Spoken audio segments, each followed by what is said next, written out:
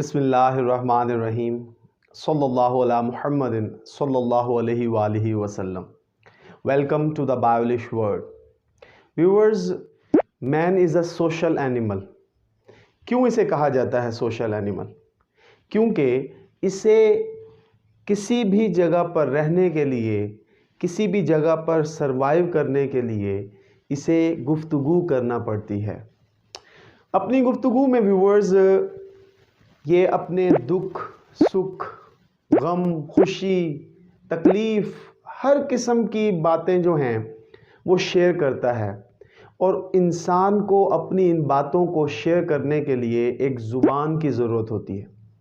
पूरी दुनिया में हज़ारों ज़ुबानें बोली जाती हैं और एक एक मुल्क में सैकड़ों ज़ुबानें भी हैं जो बोली जाती हैं, लेकिन एक ज़ुबान जो है वो नेशनल होती है। अगर हम अंग्रेज़ी ज़ुबान की बात करें, इंग्लिश लैंग्वेज की, तो इंग्लिश लैंग्वेज में भी गुफ्तगू करने के लिए जुमलों का सहारा लिया जाता है। तो आज की इस वीडियो में हम डिस्कस करेंगे कि बेसिकली सेंटेंस होता क्या है। हम उसमें उसकी थोड़ी सा स्ट्रक्चर जो है वो डिस्कस करेंगे और उसके बाद उस स्ट्रक्चर में हम लोग डिस्कस करेंगे एक अपनी बात कन्वे करने के लिए हमें सेंटेंस की ज़रूरत क्यों पड़ती है, और इसके साथ साथ हमारी फर्दर वीडियोस में हम डिस्कस करेंगे एक सेंटेंस की कितनी काइंड्स हैं इंग्लिश लैंग्वेज में और एक सेंटेंस के कितने पार्ट्स हैं। तो आज की इस वीडियो में हम सिर्फ और सिर्फ फर्स्ट इमेज लेंगे कि सेंटेंस होता क्या है। तो लेक्चर शुरू करने से पहले व्यूअर्स, मेरी आप लोगों से दरख्वास्त है, द बायोलिश वर्ल्ड को सब्सक्राइब कर लीजिए, घंटी के बटन को प्रेस कर दीजिए ताकि हमारी नई आने वाली वीडियोस के नोटिफिकेशन मौसूल होते रहें। तो व्यूअर्स, जैसे कि मैंने आपको कहा कि हमें गुफ्तगू करने के लिए ज़ुबान की ज़रूरत होती है और ज़ुबान जो है वो छोटे छोटे यूनिट से एक जुमले में मुकम्मल होती है। इसी तरीके से अंग्रेज़ी ज़ुबान की अगर हम बात करें तो उसमें भी अपनी बातों को कन्वे करने के लिए we need words when we speak और राइट। जब हम लिख रहे हों, जब हम बोल रहे हों, जब हम गुफ्तगू करें, हमें अल्फाज की ज़रूरत होती है। We generally use these words in groups as I am a good learner. अब देखें आप, हमें ये अल्फाज ग्रुप की सूरत में मिलते हैं, यानी कि जैसे कि मैंने आपको बताया आई एम अ गुड लर्नर, तो ये क्या है? मुख्तलिफ अल्फाज का मजमुआ है जिसके ज़रिए मैं अपनी बात दूसरे तक कन्वे कर सकता हूँ। अब हमें ये पता लगा कि अपनी बात कन्वे करने के लिए हमें अल्फाज की ज़रूरत होती है और वो अल्फाज अमूमन एक ग्रुप की सूरत में होते हैं, हमेशा नहीं। वो हम आगे जाके ज़िक्र करते हैं, आगे जाके हम डिस्कस करते हैं कि क्यों ज़रूरी नहीं है कि ग्रुप की सूरत में होंगे तो बात कन्वे होगी। उससे पहले हम व्यूअर्स डेफिनेशन देखते हैं। A sentence is a group of words which makes complete sense. एक ऐसे अल्फाज का मजमुआ जुमला कहलाता है जो मुकम्मल सेंस दे रहा हो। It must have a subject and verb. अब व्यूअर्स, सब्जेक्ट और वर्ब क्या है? ये बेसिक्स हैं।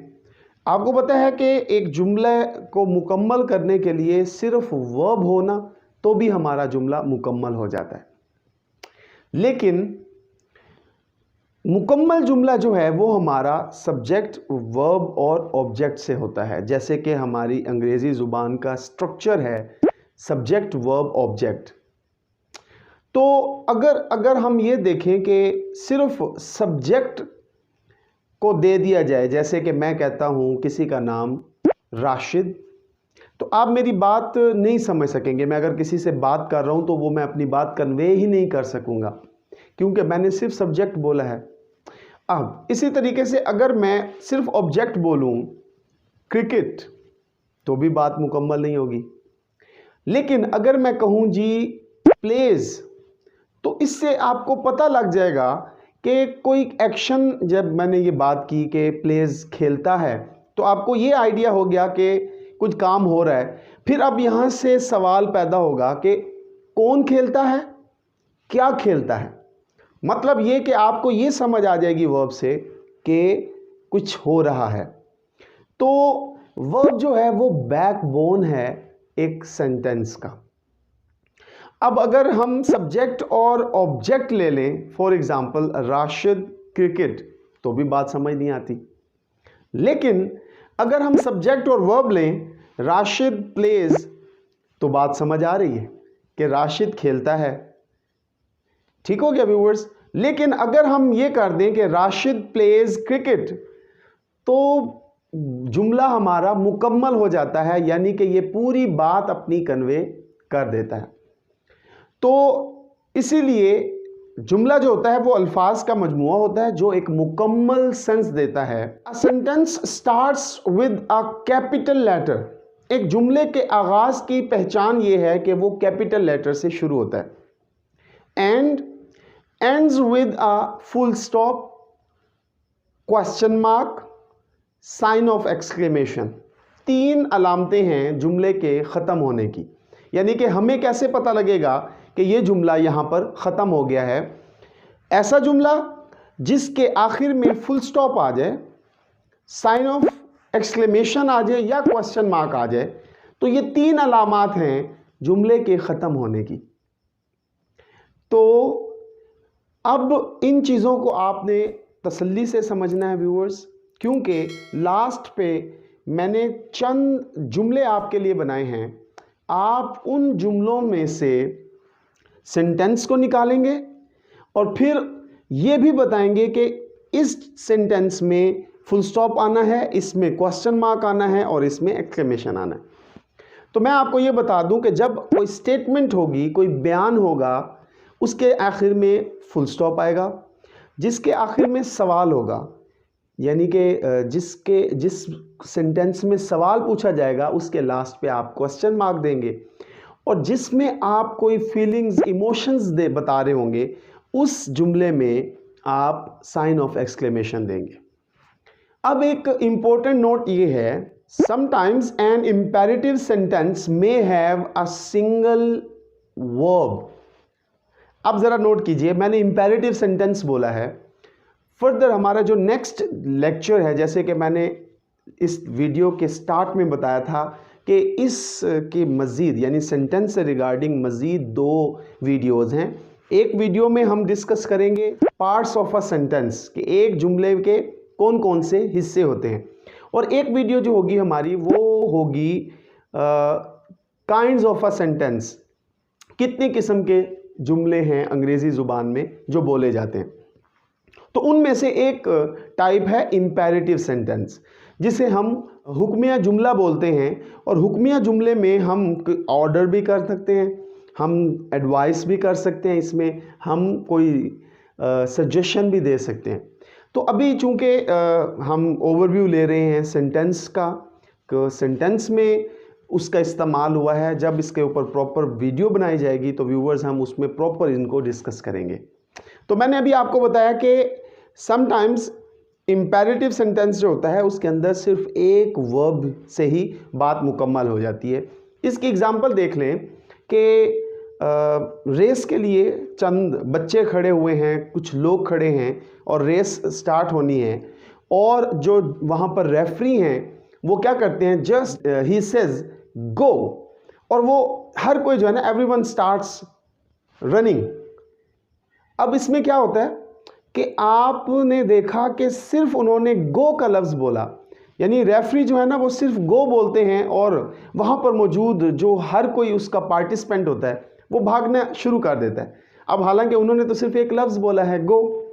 इम्तिहान शुरू हो रहा है, हर स्टूडेंट बैठा हुआ है और सुपरिटेंडेंट साहब जो है ना वो क्या कहते हैं, वो कहते हैं जी स्टार्ट, और हर कोई लिखना शुरू कर देता है। हालांकि वो ये नहीं कहते स्टार्ट राइटिंग या फिर लिखना शुरू कीजिए, नो, वो जस्ट बोलते हैं स्टार्ट, तो आप लिखना शुरू कर देते हैं। मतलब एक वर्ब जो है वो भी कन्वे कर देता है। तो हमने इसकी डेफिनेशन में देखा कि जब आपको सेंस मिल जाए वो आपका सेंटेंस कहलाता है। तो अब हमने डेफिनेशन में देखा था कि ग्रुप ऑफ वर्ड्स, लेकिन यहाँ पर आप चीज़ ये भी समझ लीजिए कि एक वर्ड जब वो बात कन्वे कर दे तो समझ जाएं कि वो भी जुमला है। Thus, one word can make a complete sentence, can be called a sentence. In this sentence, the subject you is understood. आपको पता है कि इंपेरेटिव सेंटेंस में you मौजूद होता है लेकिन हिडन होता है। कैसे? अगर मैं किसी को कहूँ जी स्टैंड अप, तो दर हकीकत मैं किसी को बोल रहा हूँ और वो लिसनर है, और लिसनर क्या होता है? Second person. सेकंड पर्सन के लिए वर्ड क्या यूज़ होता है? प्रोनाउन का यू इस्तेमाल होता है। तो इट मीन्स कि इनडायरेक्टली मैं उससे ये कह रहा होता हूँ जी यू सिट डाउन या यू स्टैंड अप, तो दर हकीकत हम बोलते नहीं, हम जस्ट कहते हैं सिट डाउन, स्टैंड अप। तो इसमें यू जो है वो मौजूद होता है लेकिन हिडन होता है। तो इंपेरेटिव सेंटेंसेस में हम जब गो बोलेंगे तो इसमें यू मौजूद है जो अंडरस्टूड हो गया, and the verb is go. एक जुमला मैं आपके सामने रख रहा हूं, you watch my videos regularly. अब ये मैंने एक स्टेटमेंट दी है। अब इसमें देखें कि सब्जेक्ट भी है यू, वॉच वर्ब भी है, माई वीडियोज रेगुलरली ऑब्जेक्ट भी है।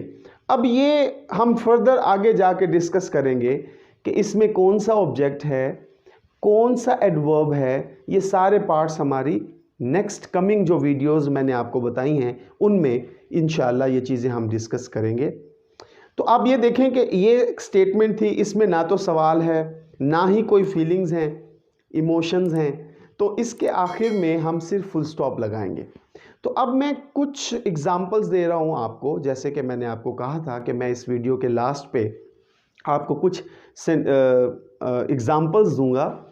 एग्जांपल से मुराद के कुछ ऐसे जुमले होंगे, सेंटेंसेस हैं, जिनमें से आपने एक तो वो वाले सेंटेंसेस जो हैं जो कंप्लीट सेंटेंस हैं, जो अपना मीनिंग कन्वे कर रहे हैं, जैसे कि आपको मैंने इस लेक्चर में बताया, आपने सिर्फ उनका इंतखाब करना है और उनमें कौन सी पंक्चुएशन इस्तेमाल होनी है। मतलब ये कि हमने डेफिनेशन देखी ना कि start with a capital letter, आपको मैं स्मॉल में दूंगा, आप उनमें से देखें कि कहाँ पर कैपिटल लेटर आना है, और लास्ट पे किस जुमले के अंदर, एक तो पहले आपने इंतखाब करना है कि इनमें से कौन सा जुमला है, फिर आपने ये देखना है कि इनमें से कौन सा जुमला सिंपल है यानी कि फुल स्टॉप के साथ आता है, कौन से जुमले में लास्ट में क्वेश्चन मार्क आएंगे और कौन से जुमले के लास्ट पे साइन ऑफ एक्सक्लेमेशन आएगा।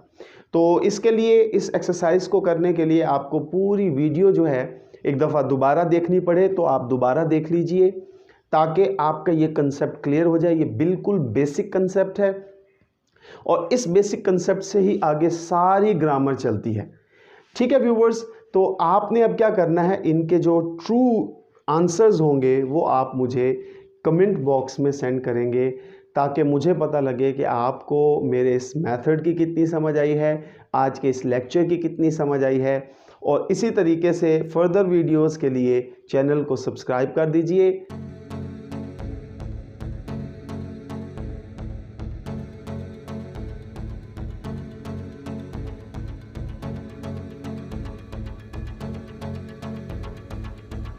खुश रहें, खुशियाँ बांटें, अपना ख्याल रखें, पाकिस्तान का ख्याल रखें। अल्लाह हाफिज़ व नासिर।